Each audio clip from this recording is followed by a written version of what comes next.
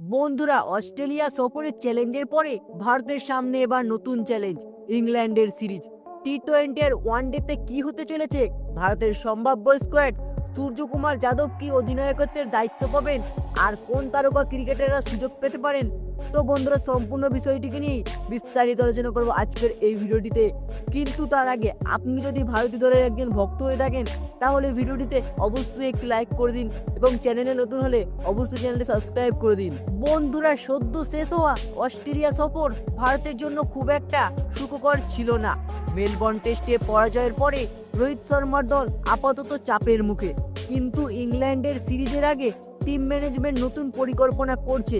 এটা শোনা যাচ্ছে অস্ট্রেলিয়া সফরে যে সমস্ত প্লেয়াররা ছিলেন তাদের বিশ্রাম দেওয়া হবে, আর ইংল্যান্ডের বিরুদ্ধে দেখা যাবে তরুণ তারকাদের ঝলক। হ্যাঁ বন্ধুরা, এই সিরিজের নেতৃত্ব দায়িত্ব পেতে পারেন সূর্যকুমার যাদব। তার নেতৃত্বে দলে দেখা যেতে পারে সঞ্জু স্যামসন, ঋতুরাজ গায়কোয়াড় এবং অভিষেক শর্মার মতো ফর্মে থাকা ব্যাটসম্যানদের।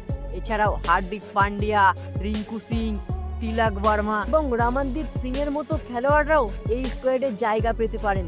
এবং বোলিং বিভাগে নজর দিলে দেখা যাবে আর্শদীপ সিং, আবেশ খান, রবি বিষ্ণই, বরুণ চক্রবর্তী, যশ দয়াল এবং বিজয় কুমারের মতো তরুণ পেসার ও স্পিনাররা দলে থাকতে পারেন।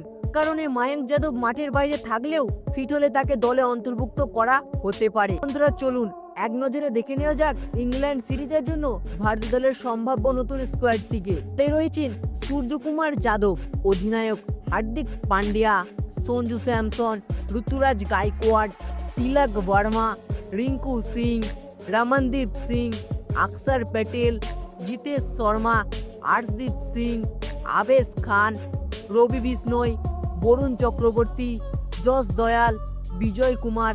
অতিরিক্ত হিসেবে মায়াঙ্ক যাদবও দলে থাকতে পারেন যদি তিনি না চোটযুক্ত হন। বন্ধুরা, এই সম্ভাব্য স্কোয়াডে আপনার প্রিয় ক্রিকেটার কি রয়েছেন?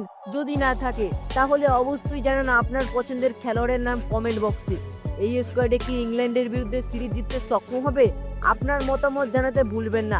তো বন্ধুরা, ভিডিওটি দেখে একটু ভালো লেগে থাকলে অবশ্যই একটি লাইক করে দেবেন এবং চ্যানেলটিতে নতুন হলে অবশ্যই চ্যানেলটি সাবস্ক্রাইব করে দেবেন। ধন্যবাদ।